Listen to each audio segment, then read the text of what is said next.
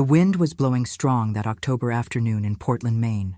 Orange leaves danced around my feet as I walked toward the restaurant where Thomas had scheduled our lunch. My son rarely invited me to gatherings like this, so I had dressed with care. My favorite navy blue dress and the pearl necklace that my late husband Robert had given me on our 30th wedding anniversary. Before continuing with the story, please click the like button, subscribe to the channel, and comment where you are watching from. Your help is very important. At 67, I, Margaret Ellis, still made a point of maintaining an impeccable appearance. My gray hair was perfectly styled, and although the wrinkles around my eyes deepened each year, I considered them marks of a life lived intensely, through joys and sorrows. I entered Portside Bistro precisely at noon, scanning the tables for Thomas. I spotted him in the far corner, already seated with a glass of water, checking his phone. My heart fluttered with that familiar mix of love and apprehension that had characterized our relationship for the past decade. Since Robert died, things had never been the same between us. "Hello, Thomas," I said, approaching the table with a smile.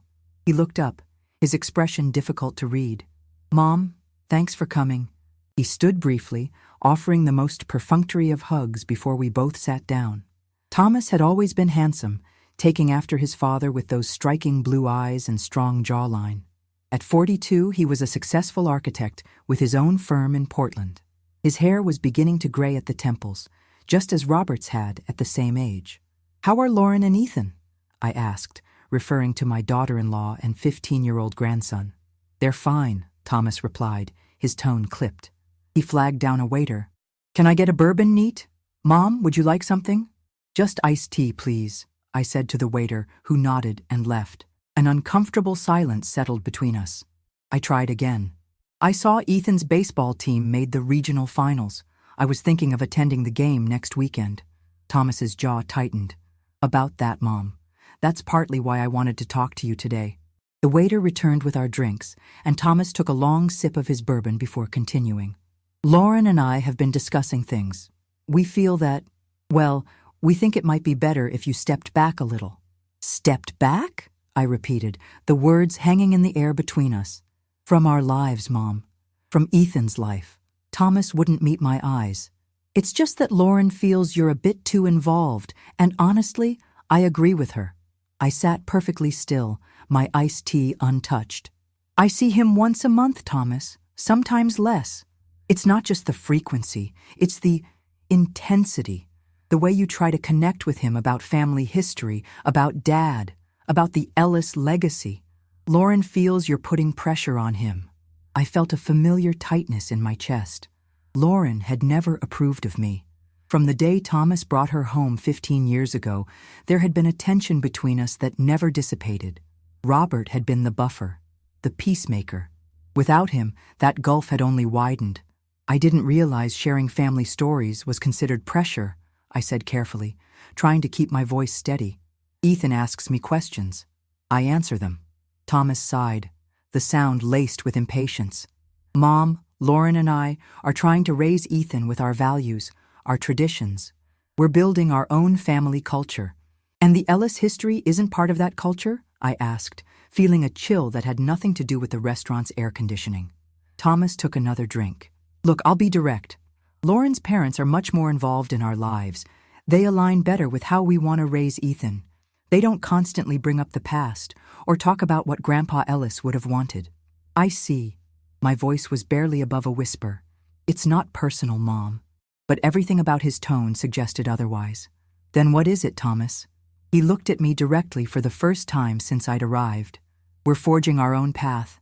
I have a new family now, Mom. Lauren, Ethan, the Bradleys. They're my priority." The Bradleys. Lauren's parents, who lived just 3 blocks from Thomas and his family, who had Sunday dinner with them every week, who were invited to every school event, every celebration. "And I'm not part of that family?" The words escaped before I could stop them. Thomas's expression hardened. "You're my mother. That's not going to change. But in terms of our day-to-day lives, in terms of influence on Ethan, you're not part of my life that way anymore. I need you to respect that." The restaurant suddenly felt too loud, too crowded. Conversations and laughter from nearby tables crashed over me in waves as I tried to process what my son was saying. "I see," I managed. "And does Ethan feel this way too?" Thomas looked uncomfortable. "Ethan is 15. He doesn't get to make these decisions. Lauren and I do." I nodded slowly, gathering my composure. 42 years. 42 years of loving this man, from the moment the doctor placed him in my arms. 42 years of bandaging scraped knees, attending every baseball game, helping with science projects, supporting him through college, celebrating his successes, comforting him through failures. "Well then," I said, reaching for my purse, "I think we've covered everything. Mom, don't be dramatic. We're just asking for some space." "Space," I repeated. "From your mother, who sees you and your family once a month at most. It's not about frequency, it's about influence," I finished for him. "Yes, you made that quite clear." I stood up, smoothing my dress. "Please give my love to Ethan. Tell him his grandmother thinks of him every day." "Mom, sit down. You haven't even ordered lunch." "I've lost my appetite, Thomas." I placed a $20 bill on the table for my untouched tea. "Thank you for your honesty." I walked out of the restaurant with my head held high, though inside I was crumbling. I made it to my car before the tears came, hot and furious. I gripped the steering wheel, letting the waves of pain wash over me. "You're not part of my life," he had essentially said. My own son. The boy I had carried inside me, had raised, had loved unconditionally. I drove home in a daze, barely registering the familiar streets of Portland, the city where Robert and I had raised our family, built our life together. Our beautiful Victorian home on Eastern Promenade felt emptier than ever as I walked through the door. I moved through the rooms like a ghost, touching photographs, mementos of a family that apparently no longer existed. There was Thomas graduating from high school, Robert's arm around his shoulders, both beaming with pride. There was baby Ethan in my arms, his tiny hand wrapped around my finger. There we all were at Robert's 65th birthday, just months before the cancer diagnosis that would take him from us 2 years later. I found myself in Robert's study, the room I'd kept exactly as he left it. The large mahogany desk dominated the space, papers still arranged in neat piles, his reading glasses perched on top as if he'd just stepped out for a moment. I sank into his leather chair, the familiar scent of him, leather, books, and the faintest trace of pipe tobacco, still lingering after 5 years. "What would you do, Robert?" I whispered to the empty room. "How would you handle this?" I could almost hear his response. Robert had always been the practical one, the problem solver. He wouldn't waste time on tears. He'd develop a plan. I opened the bottom drawer of his desk, where we kept important family documents. Our wills were there, along with property deeds, insurance policies, and financial records. The Ellis family legacy, carefully documented and preserved. Robert had been meticulous about these things, insisting that everything be in order, that our family's future be secure. The Ellis family. I paused, reflecting on that name. I'd been born Margaret Winslow, the daughter of a respected history professor at Bowdoin College and a librarian mother. I'd proudly taken Robert's surname when we married, as was the custom in 1979. I'd become Margaret Ellis, wife of Robert, mother of Thomas, grandmother of Ethan. But if I wasn't part of Thomas's life anymore, what did that make me? I pulled out our wills, reading through the familiar language. Robert had left everything to me, with provisions for Thomas and Ethan after my passing.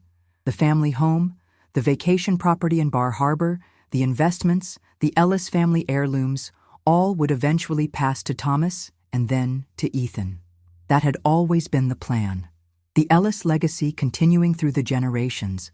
But now, Thomas had made it clear. I wasn't part of his family anymore. He was forging his own path with Lauren and the Bradleys. I stared at the documents, a seed of an idea taking root. If I wasn't part of Thomas's family, then perhaps the Ellis legacy wasn't meant for him after all. The thought was shocking, even to me. It went against everything Robert and I had planned. But then, we'd never planned for our only son to essentially disown his mother. I reached for the phone and dialed a number I knew by heart. "Blackwell and Associates, how may I direct your call?" Patricia Blackwell, please. Tell her it's Margaret Ellis. Patricia had been my friend since college and had served as our family attorney for decades. If anyone could help me navigate this situation, it was her. Margaret, what a lovely surprise. Patricia's warm voice came through the line moments later. Patricia, I need to speak with you. It's important. Can I come to your office tomorrow? Of course. Is everything all right? You sound upset. I took a deep breath. No, everything is not all right, but I'm hoping you can help me change that. After hanging up, I moved to the window, looking out at the Atlantic Ocean visible from our hillside home. Robert and I had purchased this house when Thomas was just a baby, envisioning generations of Ellis children running through its halls. We'd chosen Portland because of its history, its character, its sense of permanence. Now I wondered what would remain of the life we'd built together. If Thomas didn't want me in his life, did he deserve the legacy Robert and I had created? The sun was setting over the water, painting the sky in brilliant oranges and pinks. Robert and I used to sit on the porch and watch these sunsets together, planning our future, dreaming of grandchildren and great-grandchildren. What would he say now? Would he tell me to forgive Thomas, to accept my diminished role in my grandson's life? Or would he understand my pain, my sense of betrayal? I didn't know, but I did know that tomorrow, when I met with Patricia, I would begin to reclaim something I'd surrendered long ago, my identity apart from the Ellis name. If Thomas wanted to forge his own path, separate from me, then perhaps it was time I did the same. I wiped away the last of my tears and straightened my shoulders. I was still Margaret Ellis for now, but perhaps not for much longer. And tomorrow would be the first day of whatever came next. I barely slept that night. The conversation with Thomas kept replaying in my mind, each word cutting deeper with every recollection. By the time morning came, my resolve had hardened. I dressed with particular care, a charcoal gray pantsuit that Robert always said made me look formidable. Today, I needed to feel strong. Patricia's law office occupied the top floor of a renovated brick building in Portland's Old Port District. As I walked through the door, the familiar scent of leather-bound books and fresh coffee greeted me. We'd signed our wills here, established trusts for Thomas and Ethan here, settled Robert's estate here. This place held the legal framework of our family's history. Margaret, Patricia said, coming around her desk to embrace me. At 69, she was still practicing law with the same sharp mind and direct approach that had made her one of Portland's most respected attorneys. Her silver hair was cut in a stylish bob, and her eyes, behind fashionable frames, were kind but shrewd. You look terrible, she said bluntly, gesturing for me to sit. I managed a small smile. Always the diplomat, Patricia. We've known each other too long for diplomacy. She poured me a cup of coffee. Tell me what's happened. I recounted my lunch with Thomas, trying to keep my voice steady as I repeated his words. Patricia listened without interruption, her expression growing increasingly concerned. You're not part of my life, I concluded. That's essentially what my son told me. Patricia removed her glasses, pinching the bridge of her nose. I'm so sorry, Margaret. Truly. I don't want sympathy, I said, more sharply than I intended. I want action. What kind of action did you have in mind? I set my coffee cup down carefully. I want to change my will, all of it. I don't want Thomas to inherit anything. Not the house, not the Bar Harbor property, not a single penny of the investments. And I want to reclaim my maiden name. Patricia studied me for a long moment. That's significant, Margaret. Are you sure this isn't a reaction you might regret later? Family disputes can be— This isn't a dispute, I interrupted. This is my son informing me that I'm no longer part of his family, that I have no place in his or my grandson's life. And changing your name? Going back to Winslow after nearly 45 years as Margaret Ellis? I hadn't spoken my maiden name aloud in decades, but hearing it now felt right. Yes, Margaret Winslow. That's who I was before. Perhaps that's who I need to be again. Patricia nodded slowly. Legally, it's all quite straightforward. The will changes, the name change, those are simple procedures. But emotionally, I've spent the last 5 years emotionally adrift, Patricia. Since Robert died, I've tried to maintain my connection to Thomas and Ethan. I've respected boundaries, limited my visits, never criticized Lauren even when— I stopped, not wanting to dwell on past grievances. The point is, I've done everything. Right, And it still wasn't enough. Now I need to focus on protecting myself. And what about Ethan? Do you want to cut him out as well? The question hit me like a physical blow. No, I said quietly. Ethan is 15. He's not making these decisions. So you'd still want him to inherit eventually? I thought about my grandson. A quiet, thoughtful boy who had Robert's eyes and, I like to think, my curiosity. Yes, but not through Thomas. Is there a way to set something up directly for Ethan when he's older? Patricia nodded. We can establish a trust that bypasses Thomas entirely. Ethan could access it at 25, perhaps, or 30, whatever age you think appropriate. 25, I said, remembering how Thomas had matured around that age. And I want to ensure he knows it came from me, from his grandmother who loved him, even when she wasn't welcome in his home. Patricia made notes. We can arrange that. Now, about the properties and other assets? I took a deep breath. I've been thinking about the house. It's too big for just me, and every room holds memories that are becoming more painful than comforting. You want to sell it? Maybe. Or maybe something else. An idea had been forming since last night. The Winslow family, my family, has a long history in Maine. My father dedicated his life to preserving and teaching that history. What if I donated the house to the Portland Historical Society? It could become a museum or a research center. Patricia looked surprised. That's not what I expected. Though the house would certainly qualify as historically significant. It's one of the finest examples of Victorian architecture on the Eastern Promenade. Robert would approve, I think. He always said the house deserved to be shared, to be appreciated. I felt a small measure of peace at the thought. The Bar Harbor property, too. Perhaps it could become a retreat for historians or writers. You're talking about creating a legacy completely separate from the Ellis name, Patricia observed. Yes, I said, the idea crystallizing as I spoke. The Winslow legacy. Something of my own. Something Thomas can't claim or control. Patricia set down her pen. Margaret, I've known you for 50 years. I've never seen this side of you. Neither have I admitted. But then, I've never been told by my only child that I'm not part of his life anymore. She nodded, understanding in her eyes. I'll draw up the paperwork. The name change, the new will, the trusts for Ethan, the foundation for the properties. It will take some time to arrange everything properly. I have time, I said. That's one thing being cast aside by your family gives you plenty of time. After leaving Patricia's office, I didn't go straight home. Instead, I drove to the Eastern Promenade, parking where I could see both my house on the hill, and the expansive view of Casco Bay. Robert and I had walked along this promenade countless times, discussing everything from household finances to philosophical questions about life and legacy. What makes a family, Robert? I asked aloud, imagining him walking beside me. Is it just blood and name, or is it something more? In the distance, a ferry made its way toward one of the Calendar Islands. Robert and I had taken Ethan on that ferry when he was just 7, his face alight with excitement as we spotted seals lounging on the rocky shores of Peaks Island. Thomas and Lauren had been busy that day, too busy to join us. Perhaps that should have been a warning sign. My phone buzzed with a text message. I expected it to be Patricia with some follow-up question, but instead, it was from a number I didn't immediately recognize. Grandma, it's Ethan. Dad told me what happened. Can we talk? My heart raced. Ethan had his own phone now, of course, but he'd never texted me directly before. Our communications had always been filtered through Thomas or Lauren. I quickly saved his number and replied, Of course. When?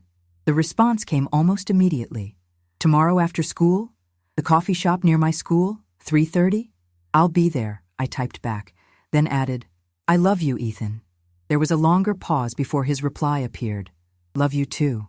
3 simple words, but they brought tears to my eyes. Whatever happened with Thomas, I hadn't lost Ethan. Not yet, anyway. That night, I began the painful process of sorting through the house, looking at each item with new eyes. What would stay with me?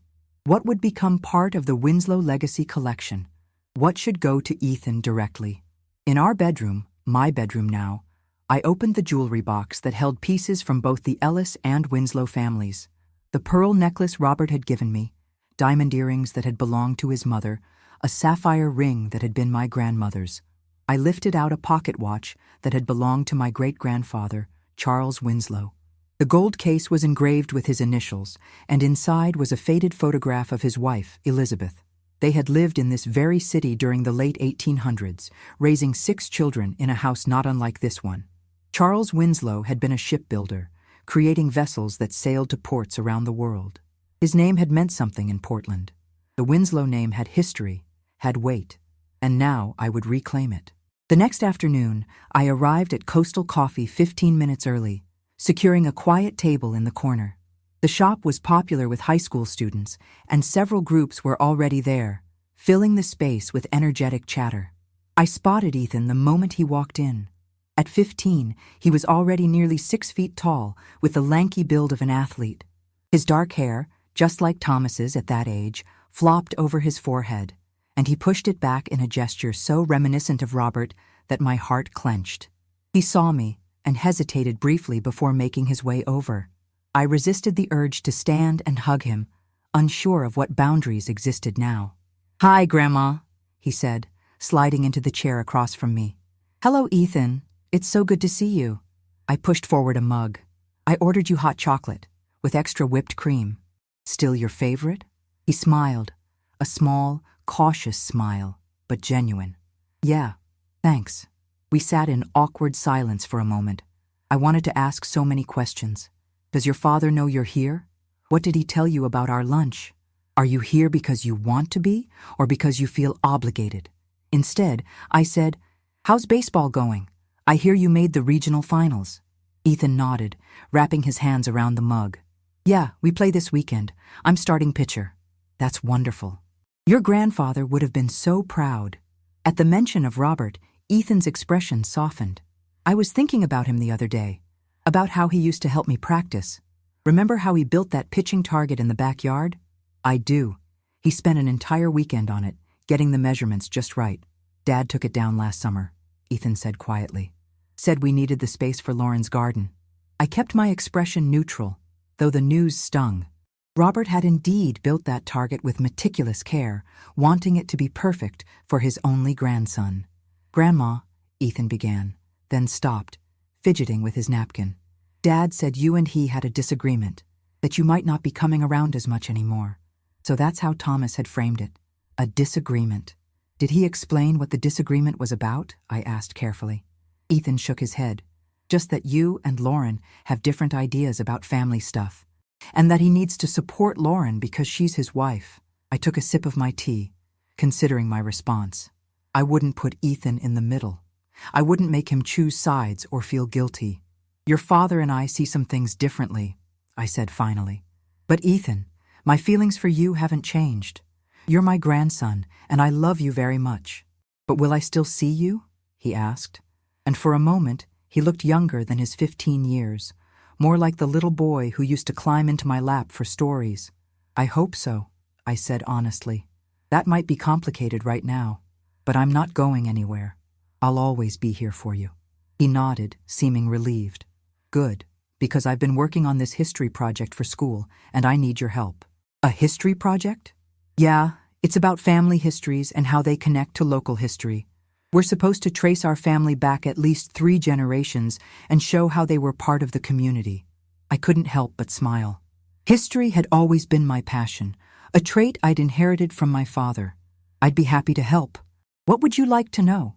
"Well, I was thinking about using the Ellis side because of Grandpa's business and stuff, but then I remembered you saying your dad was some big professor and your family has been in Portland even longer." "That's right. The Winslows have been in Maine since the 1850s? Ethan's eyes lit up. "Really? That's perfect for my project. Did they do anything important?" For the next hour, I told Ethan about the Winslow family, about my great-grandfather, the shipbuilder, my grandfather, the state legislator, my father, the history professor. I told him about the Winslow women, too. My great-grandmother who'd run a boarding house, my grandmother who'd been one of the first female physicians in the state, my mother who'd helped establish Portland's first public library. Ethan took notes, asking thoughtful questions that reminded me of my own curiosity at his age.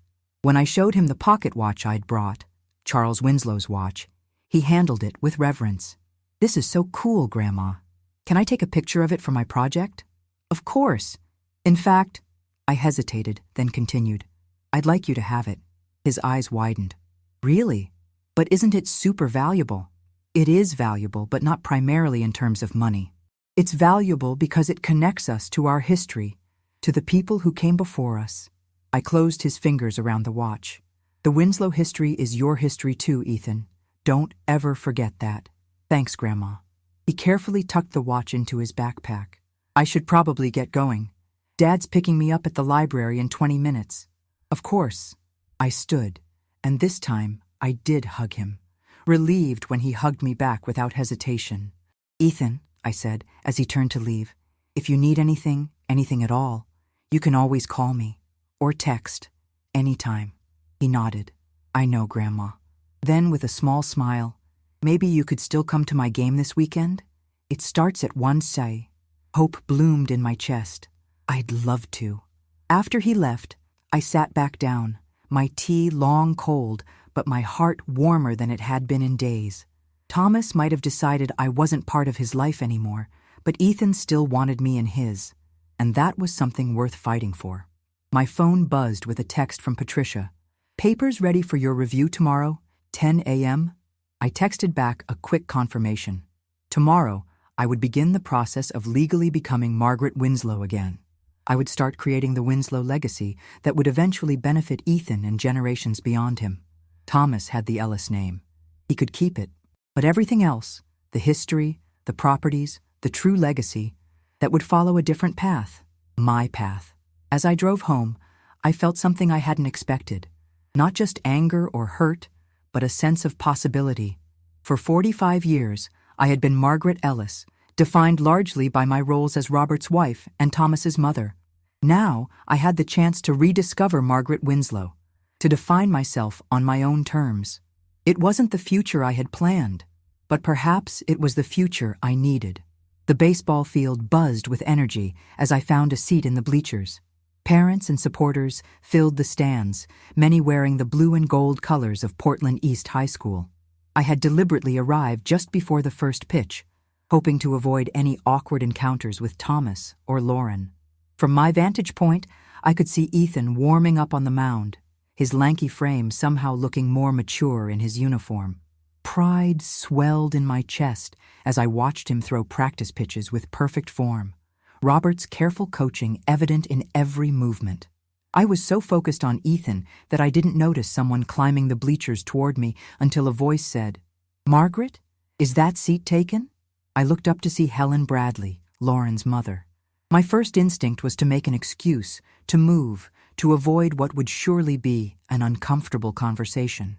But something made me stay put. "It's free," I said, gesturing to the space beside me. Helen settled in, arranging her team scarf around her neck. At 63, she was a few years younger than me, with carefully maintained blonde hair and the same pointed features as her daughter. "I'm surprised to see you here," she said, her tone neutral, but her meaning clear. "Ethan invited me," I replied simply. I wouldn't apologize for attending my grandson's game, not to Helen or anyone else. She nodded, turning her attention to the field as the game began. We sat in silence as Ethan struck out the first batter, both of us applauding his accomplishment. It was surreal, sitting beside the woman whose family had effectively replaced me in my son's life, both of us cheering for the same child. After the third out, Helen spoke again. "Lauren mentioned you and Thomas had a disagreement. Is that what they're calling it?" The words came out sharper than I intended. Helen sighed. "Look, Margaret, I'm not here to argue. Family situations are complicated." I almost laughed at the understatement. "Yes, they certainly are. For what it's worth," Helen continued, her eyes still on the game, "Bill and I didn't ask to be put in the middle of this. We just want what's best for Ethan." "As do I said. "I've only ever wanted what's best for Ethan. And for Thomas." Helen turned to look at me then.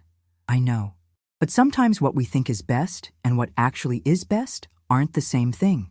I felt a flash of indignation. Who was she to lecture me about what was best for my family? But before I could respond, a crack of the bat drew our attention.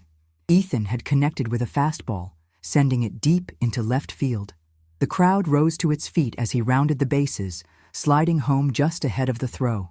"Yes!" Helen and I exclaimed simultaneously, then exchanged awkward glances at our shared enthusiasm. As the innings progressed, our conversation remained sporadic but civil. We discussed safe topics: the unseasonably warm weather, the quality of the opposing team, the college prospects of some of the senior players. Neither of us mentioned Thomas or Lauren directly, dancing around the elephant in the bleachers. It wasn't until the 7th inning, with Portland East leading 3-1, that Helen broached the subject again. "Ethan's been working on some family history project," she said casually. "He was asking Bill all sorts of questions about the Bradley ancestors last week." "Yes, he mentioned it when we met for hot chocolate," I replied. "It sounds like an interesting assignment." Helen's eyebrows rose slightly. "You've seen him recently?" "Just once, for about an hour. We discussed the Winslow side of his heritage. I felt no need to explain or defend the meeting." "The Winslow side?" Helen seemed confused. "My maiden name," I explained, "before I married Robert." "Oh, I always thought you were born in Ellis." "No, I was Margaret Winslow for 23 years before I became Margaret Ellis." I paused, then added, "And soon, I'll be Margaret Winslow again." Helen turned to face me fully. "You're changing your name back?" I nodded. "Among other changes, yes." She studied me for a long moment. "This is about more than just a disagreement with Thomas, isn't it? It's about reclaiming who I am," I said. "If I'm not part of Thomas's life anymore, his words, not mine, then perhaps it's time I built a life that isn't defined by the Ellis name." Helen looked uncomfortable. "Margaret, I don't think Thomas meant—" "He was quite clear," I interrupted. "And it's all right. People grow apart, even mothers and sons, apparently." On the field, Ethan struck out another batter, ending the inning. As he walked back to the dugout, he scanned the crowd, his face breaking into a smile when he spotted me. He raised his glove in a small wave, which I returned. Then his gaze shifted slightly, and he waved to someone in another section of the bleachers. I followed his line of sight and saw Thomas and Lauren seated on the opposite side of the field. Thomas was watching me, his expression unreadable even from a distance. When he realized I'd spotted him, he quickly looked away. "They didn't know you'd be here," Helen said, almost apologetically. "Ethan invited me," I repeated. "I wouldn't miss it." The game ended with a 4-2 victory for Portland East. As people began to disperse, Helen stood, adjusting her scarf. "It was nice to see you, Margaret." "You too, Helen," I replied, surprised to find I meant it. Despite everything, there was something comforting about connecting with someone who also cared about Ethan. "Will you be attending the celebratory dinner?" she asked. "The team families are gathering at DeMillo's." I shook my head. "I don't think that would be comfortable for anyone. Please give Ethan my congratulations. Tell him his grandfather would have been very proud of that curveball in the 4th inning." Helen nodded and made her way down the bleachers. I remained seated, waiting for the crowds to thin before making my exit. I didn't want to force an encounter with Thomas and Lauren, not here, not now. As I finally stood to leave, I heard Ethan calling my name. He was jogging toward me, still in his uniform, his face flushed with excitement from the win. "Grandma, you came!" "Of course I did. You were magnificent, Ethan." He beamed. "Did you see that home run? And Coach said my fastball was hitting 82 miles per hour. I saw everything. You have a real gift."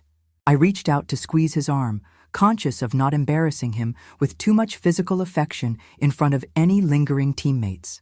"Are you coming to DeMillo's?" he asked, his expression hopeful. "Oh, I don't think so, sweetheart.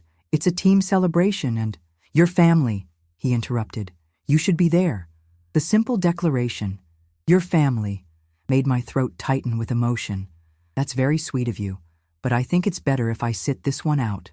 We can celebrate another time, just you and me." Disappointment flashed across his face, but he nodded. "Okay, maybe next weekend? We could get ice cream or something?" "I'd like that very much." I smiled. "You'd better go. Your parents are waiting." Ethan glanced over his shoulder to where Thomas and Lauren stood at a distance, watching our interaction. "Yeah, I should go. But Grandma?" "Yes? I'm using the Winslow family history for my project. Dad said I should focus on the Ellis side, but—" he shrugged. "The Winslows are more interesting. Did you know your great-grandfather's shipping company built vessels that sailed all the way to China? That's so cool. My heart swelled. Yes, the Charles Winslow Shipping Company. There are logbooks from those voyages in the Portland Maritime Museum. Ethan's eyes lit up. Really? Could we go see them sometime? Absolutely, whenever you'd like. Ethan! Thomas's voice called from across the field, a note of impatience evident. Gotta go, Ethan said, giving me a quick, impulsive hug before jogging back to his parents. I watched the three of them walk to the parking lot together, Thomas's hand on Ethan's shoulder, Lauren talking animatedly, probably about the game. They looked like the perfect family portrait. And I was on the outside, looking in. But Ethan had called me family, and he wanted to learn about the Winslows. Perhaps that was enough for now. The following week was a flurry of legal paperwork and meetings. Patricia had efficiently organized everything, from the name change petition to the new will and trust documents to the preliminary discussions with the Portland Historical Society about the house donation. They're ecstatic about the possibility, Patricia told me as we sat in her office reviewing the final documents.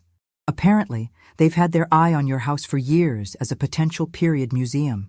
The architecture, the location, the historical significance. It's perfect.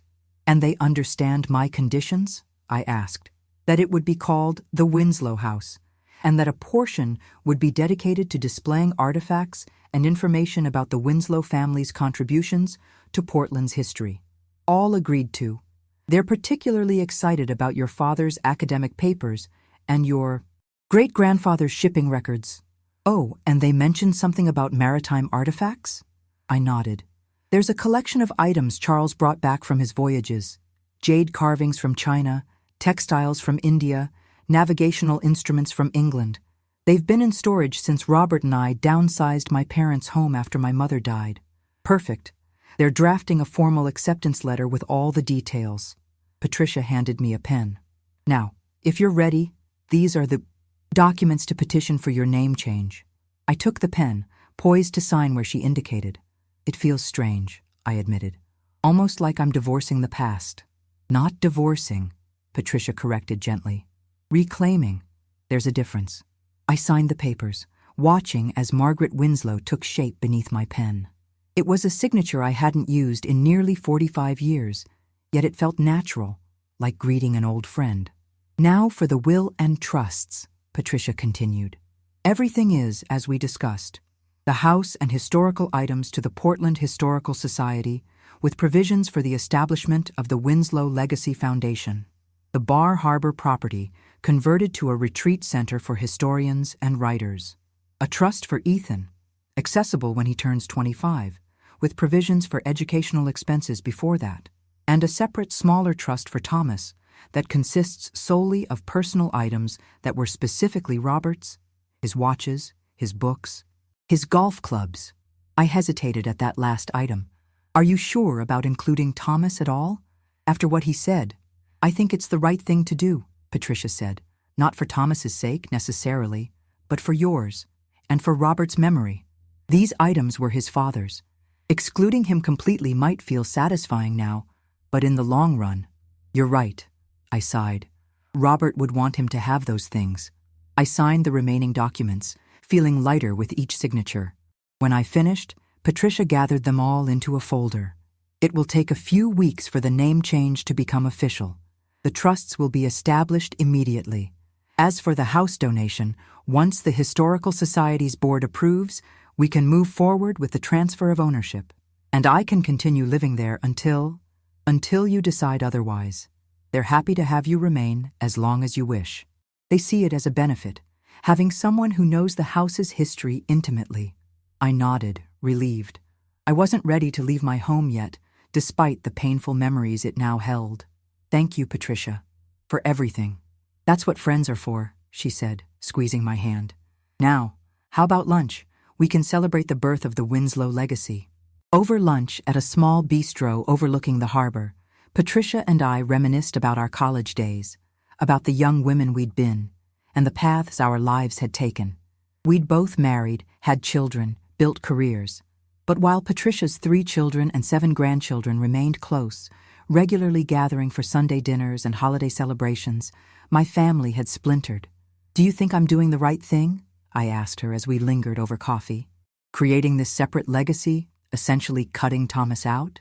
Patricia considered the question carefully. I think you're doing the only thing you can in the circumstances. Thomas made his choice. You're making yours. But what if it only widens the rift? What if it means I lose Ethan too? From what you've told me, Ethan is interested in the Winslow history. He's reaching out to you independently. That's a good sign.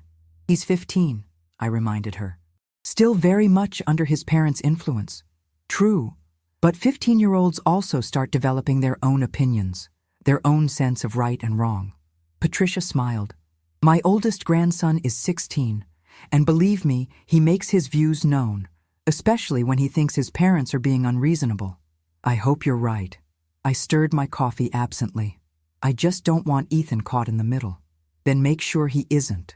Be careful not to speak negatively about Thomas or Lauren. Focus on building your relationship with Ethan around shared interests, like this history project, for instance. That's good advice, I acknowledged. The Winslow legacy should be about more than just my hurt feelings or sense of betrayal. It should be about preserving something valuable, something Ethan can be proud of. Exactly. Patricia checked her watch. I hate to cut this short, but I have a client coming at 2. As we parted outside the restaurant, Patricia hugged me tightly. You're going to be fine, Margaret Winslow. Better than fine. You're going to create something meaningful out of this pain. I hope so, I said. It's all I can do now. On my way home, I made a detour to the Portland Maritime Museum. I hadn't visited in years, not since I'd brought Ethan when he was 9 or 10. But now, with the Winslow legacy taking shape in my mind, I wanted to see what resources they had that might be relevant. The museum was housed in a former customs house, its brick exterior weathered by decades of salt air. Inside, displays chronicled Portland's rich maritime history, models of ships, artifacts from various eras, maps and charts and photographs. I approached the information desk, where a young woman greeted me with a friendly smile. Welcome to the Portland Maritime Museum. How can I help you today? I'm interested in information about the Charles Winslow Shipping Company, I said. Particularly, any logbooks or records you might have in your collection. Winslow Shipping? She brightened. Oh, we have quite a bit on that. Are you a researcher? In a way, I replied. Charles Winslow was my great-grandfather. Her eyes widened. Really? That's fascinating. We actually have a small exhibit about the company in our Portland Commerce section. And yes, several logbooks in our archives. Would it be possible to see them? I'm helping my grandson with a school project about family history. Of course, let me call our archivist. She picked up a phone, had a brief conversation, then smiled at me again. Dr. Bennett will be right out. He's very knowledgeable about local maritime history. A few minutes later, a tall man with a salt and pepper beard approached. Ms. Winslow? I'm James Bennett, the museum's archivist. The name caught me off guard for a moment. I was still legally Margaret Ellis. But soon, very soon, I would indeed be Ms. Winslow again. It felt like a glimpse into my future. Thank you for seeing me, Dr. Bennett. I understand you have materials related to the Winslow Shipping Company? Indeed we do. He gestured for me to follow him. Your great-grandfather's company was quite significant in Portland's commercial development during the late 19th century. We have logbooks from several of his vessels, correspondence with international partners, even some personal journals. As we walked toward the archives, I felt a growing sense of connection to this part of my heritage, a part I had somewhat neglected during my years as Margaret Ellis. The Winslow legacy had always been there, running like a thread through my life, but now I was consciously picking it up, examining it, preparing to pass it on. Not to Thomas, who had rejected me, but to Ethan, who still called me family.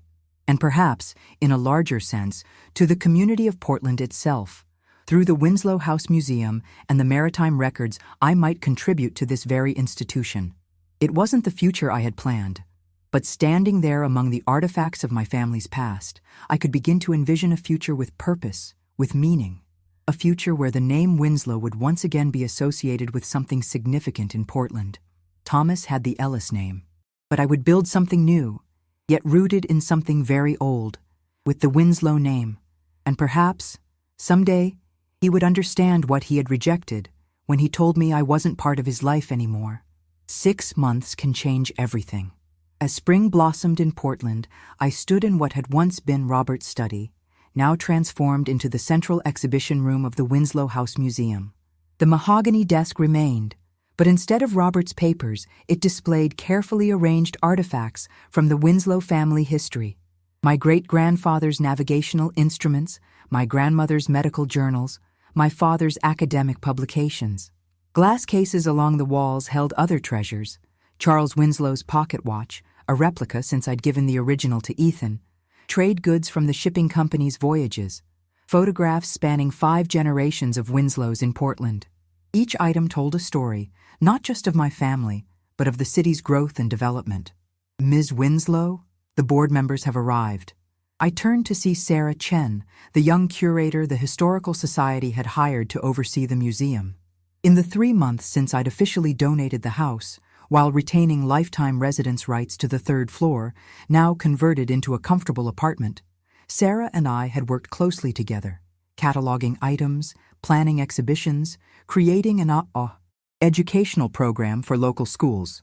Thank you, Sarah. I'll be right there. I took one last look around the room. Today was the private opening of the Winslow House Museum, with the public opening scheduled for the weekend. The board members of the Historical Society would be the first official visitors, followed by a small reception. In the main parlor, a dozen people mingled, admiring the restored Victorian details and the historical displays. Patricia was there, along with several prominent community members who had supported the project. As I entered, the Society's president, Howard Larson, approached with a warm smile. "Margaret, everything looks magnificent. The Society can't thank you enough for this extraordinary gift to Portland." "It's my pleasure, Howard. This house deserves to be shared. And the Winslow family history is fascinating. I had no idea your great-grandfather's shipping company had such extensive trade with East Asia." "Neither did I, until recently," I admitted. "I've been rediscovering my own heritage along with everyone else." Howard nodded understandingly. He knew some of my story: the estrangement from Thomas, the reclaiming of my maiden name, now official for 3 months, the creation of the Winslow Legacy Foundation. Portland was a small city in many ways. Such things didn't remain private for long. "Well, shall we begin the tour?" he suggested. For the next hour, Sarah and I guided the group through the house, explaining the historical significance of both the architecture and the Winslow family artifacts. The board members asked thoughtful questions and offered enthusiastic praise. By the time we gathered in the garden for refreshments, the project had clearly been deemed a success. As I accepted a glass of champagne from a circulating waiter, Patricia joined me by the fountain that had been Robert's pride and joy. "Congratulations, Margaret. You've created something remarkable here." "Thank you. It's still surreal sometimes, seeing my family history displayed like this, having strangers interested in the Winslows. Not just interested, impressed." Patricia gestured toward a cluster of board members deep in conversation. I overheard them discussing additional funding for the Maritime Trade Exhibition. They think it could become a significant educational resource. I smiled, feeling a quiet pride. When I'd first conceived of donating the house, it had been partly out of spite, a way to ensure Thomas wouldn't inherit it. But over the months, as the project developed, my motivation had shifted. This wasn't about punishing Thomas anymore. It was about preserving something valuable, something that might otherwise have been lost. "Have you heard from Ethan recently?" Patricia asked, intuiting the direction of my thoughts. "Yes, actually. He's coming tomorrow to see the museum before the public opening. His history project on the Winslows earned him an A, and apparently his teacher suggested he visit once it was open." "And Thomas?" I shook my head. "No, not directly. Helen mentioned that he knows about the museum, of course. Everyone in Portland seems to know about it. The Historical Society had done an excellent job promoting the new attraction, with articles in the local paper and features on regional news programs. But he hasn't reached out." Patricia squeezed my arm sympathetically. "Give it time. Some wounds take longer to heal." "Some never do," I replied, thinking of the 6 months of silence from my son. We'd seen each other only once since our fateful lunch, at Ethan's championship baseball game, where we'd exchanged stiff nods from a distance. Lauren hadn't even looked in my direction. "Ms. Winslow?" Sarah approached, tablet in hand. "Sorry to interrupt, but we've just received a special delivery. It's in the side parlor." Curious, I excused myself and followed Sarah through the house to the smaller sitting room that now featured an exhibition on women in Portland's history, including several items that had belonged to my grandmother and mother. In the center of the room stood a large, rectangular object covered with a cloth. "It arrived about 20 minutes ago," Sarah explained. "The delivery person said it was to be unveiled during today's event, but only when you were present." "How mysterious," I said, intrigued. "Did they say who sent it?" "No, just that it's a donation for the museum." Sarah handed me a card that had accompanied the delivery. This was with it. The envelope simply said Margaret in handwriting I didn't recognize. Inside was a note. "Every museum needs art that tells its story. E.W." E.W.? I couldn't think of anyone with those initials who might send such a gift. Puzzled, I stepped forward and carefully lifted the cloth. Beneath it was a painting, a large, beautifully executed portrait of Portland Harbor as it might have looked in the 1880s. In the foreground was a ship with CWSC painted on its hull, the Charles Winslow Shipping Company. The level of historical detail was impressive, the skyline accurate to the period, the maritime activities meticulously researched, even the flags and signals on the vessels correct for that era. But what truly caught my attention was the signature in the lower right corner. Ethan Winslow Ellis. My hand flew to my mouth. Ethan had painted this and signed it with Winslow. "It's extraordinary," Sarah breathed, examining the artwork. "The historical accuracy alone is remarkable, but the technique. May I ask who E.W. is?" "My grandson," I said, my voice thick with emotion. "Ethan, your grandson painted this? It's museum quality." "I had no idea he was so talented," I admitted. Ethan had always been creative, but this level of artistry was unexpected.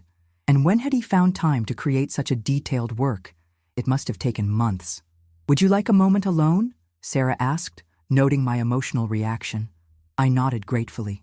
After she left, I sat on a nearby bench, studying the painting through tears that threatened to spill over.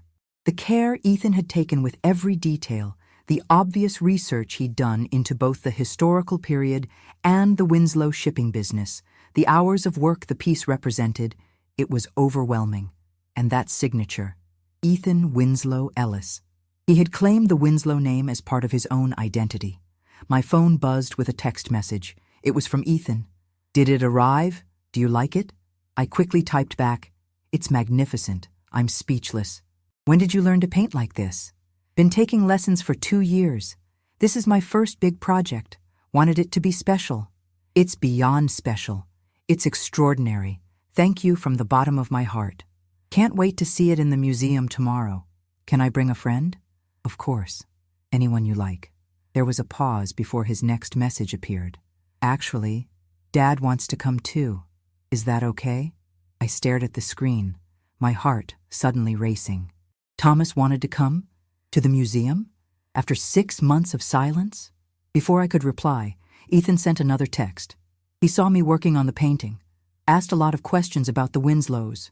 I think he feels bad about everything. I took a deep breath, steadying myself.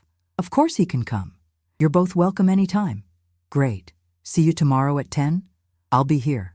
I slipped the phone back into my pocket, my mind spinning. Thomas wanted to see the museum. Was it merely curiosity? A gesture of support for Ethan's artwork? Or something more? An olive branch, perhaps? I wasn't sure how to feel. The hurt was still there. The words, "You're not part of my life," still echoing painfully when I allowed myself to remember. But there was something else, too. A tiny spark of hope that perhaps, through Ethan and through this shared history, some kind of reconciliation might be possible. Not today, perhaps not tomorrow, but someday. The next morning, I was uncharacteristically nervous as I prepared for Ethan and Thomas's visit. I changed my outfit twice, fussed with my hair, checked and rechecked that everything in the museum was perfectly arranged. Sarah noticed my agitation, but kindly said nothing, busying herself with last-minute adjustments to displays. At precisely 10 o'clock, the doorbell rang. Sarah went to answer it while I remained in the main parlor, my hands clasped tightly in front of me. Ethan entered first, his face lighting up when he saw me. "Grandma!" He crossed the room quickly, enveloping me in a hug that reminded me how much he'd grown in the past 6 months. At nearly 16, he was now taller than I was. "The museum looks amazing," he said, stepping back to take in the room. "Even better than I imagined when you first told me about it." "Thank you, Ethan. It wouldn't be complete without your painting. It's the perfect centerpiece for the maritime exhibition." He beamed with pride, then glanced over his shoulder. "Dad's here, too." Thomas stood in the doorway, looking uncomfortable but determined. He'd aged in the past 6 months, more gray at his temples, new lines around his eyes. Or perhaps I was just seeing him more clearly now, without the filter of maternal devotion that had always softened my perception of him. "Hello, Mother," he said formally. "Thomas." I nodded, keeping my voice neutral. "Thank you for coming. Ethan wanted me to see his painting." He paused, then added, "And the museum. It's impressive what you've done here." It wasn't much as olive branches go, but it was something. "Thank you. Sarah Chen, our curator, deserves most of the credit. Sarah, this is my son, Thomas Ellis, and my grandson, Ethan." Sarah stepped forward to shake their hands, then offered, "Would you like a tour? I can show you our main exhibitions." "Actually," Ethan interjected, "I was hoping Grandma could show us around, especially the shipping company stuff since that's what I painted." "Of course," I agreed. "Let's start with the maritime room then." As we moved through the house, I explained the various displays, sharing stories about the Winslow family that I'd discovered during my research. Ethan asked thoughtful questions, clearly building on what he'd learned for his school project. Thomas remained largely silent, but I could feel his attention, his gaze moving from artifacts to photographs to informational panels. In the room featuring Ethan's painting, Thomas finally spoke up. "This is extraordinary, Ethan. I had no idea you were so talented." Ethan shrugged, though I could see he was pleased by the praise. "I've been interested in art for a while. Mrs. Abernathy, my art teacher, says I have a good eye for historical detail." "You certainly do," I agreed. "The research you must have done to get everything so accurate." "I had help," Ethan admitted. "The Maritime Museum let me look at their old photographs and ship designs, and that book you gave me about great-great-grandfather's shipping routes was really useful." "Charles Winslow," Thomas said thoughtfully. "I don't remember you talking much about your side of the family when I was growing up." "I didn't," I acknowledged. "After I married your father, we were very focused on the Ellis family, the Ellis business, the Ellis traditions. The Winslows faded into the background." I touched a glass case containing Charles's business ledgers. "I regret that now. There was so much history I could have shared with you."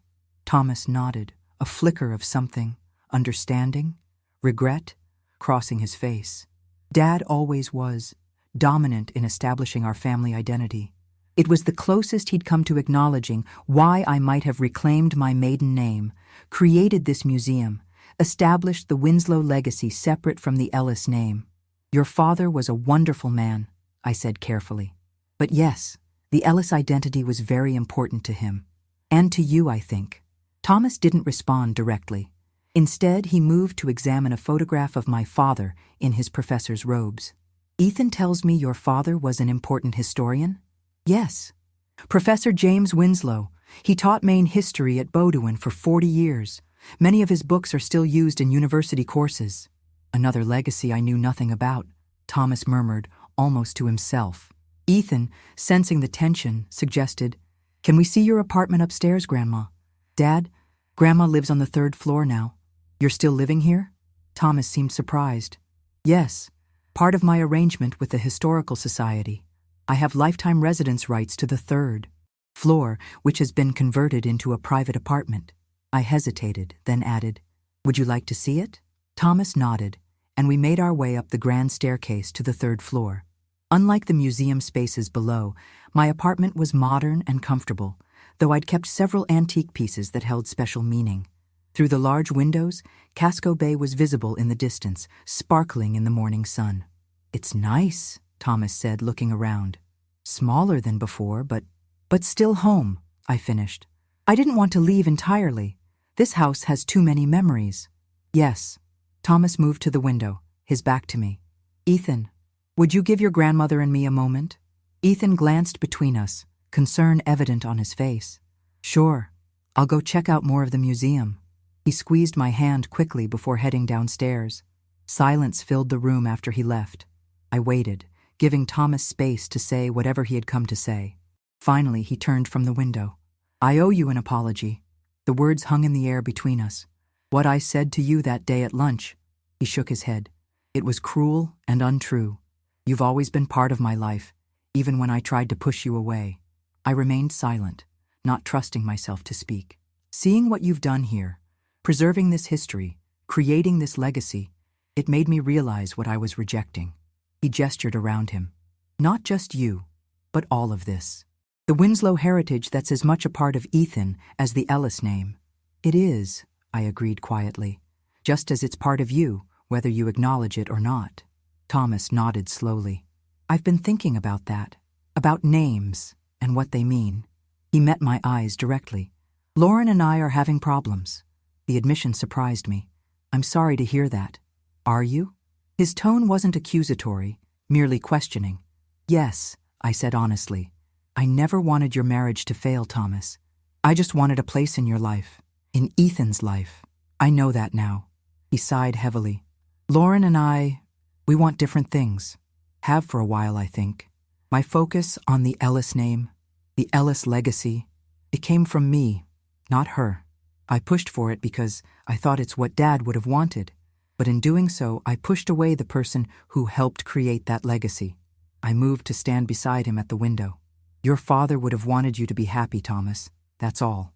The name, the legacy, those were important to him, yes, but not as important as family. Yet I rejected family in favor of the name," Thomas said bitterly. "The irony isn't lost on me." We stood in silence for a moment, watching a ship make its way across the bay. "I can't change the past 6 months," Thomas finally said, "but I'd like to try to rebuild our relationship, if you're willing. I miss you, Mom." The simple admission, "I miss you," and the return to Mom instead of the formal mother he'd used earlier, broke something open inside me. Tears I'd been holding back spilled freely now. "I've missed you too," I whispered. "So much." Thomas hesitated, then put his arm around my shoulders, tentatively at first, then more securely when I didn't pull away. We stood that way for several minutes, not speaking, just beginning the long process of healing. Finally, I wiped my eyes and stepped back. "We should go find Ethan. He'll be worried." "He's a remarkable young man," Thomas said as we moved toward the stairs. "His interest in the Winslow history, that's genuine. It's not just to please you. I know, and his talent, that painting is truly extraordinary. He wants to explore more of the Winslow side of his heritage," Thomas continued. "I've been thinking, perhaps he could sign his future works as Ethan Winslow Ellis. Officially, I mean." I stopped on the landing, looking at my son with surprise. "You wouldn't mind?" Thomas shook his head. "I think it's right. The Winslow legacy is as much a part of him as the Ellis name." "I understand that now." He paused. "And maybe there's room for both legacies in all our lives." It wasn't a full reconciliation. There were still conversations to be had, boundaries to be reestablished, trust to be rebuilt. But as we descended the stairs together to find Ethan examining a display about my mother's library work, I felt a profound sense of peace. Thomas had the Ellis name, yes, but the legacy, the true legacy of family, of history, of connection, that was something we could share, something we could rebuild together. And perhaps someday, when the time was right, I would tell him about the small adjustment I'd made to my will after his visit. The trust for Thomas now included not just Robert's personal items, but a meaningful portion of the family assets as well. Because in the end, it wasn't about the name at all.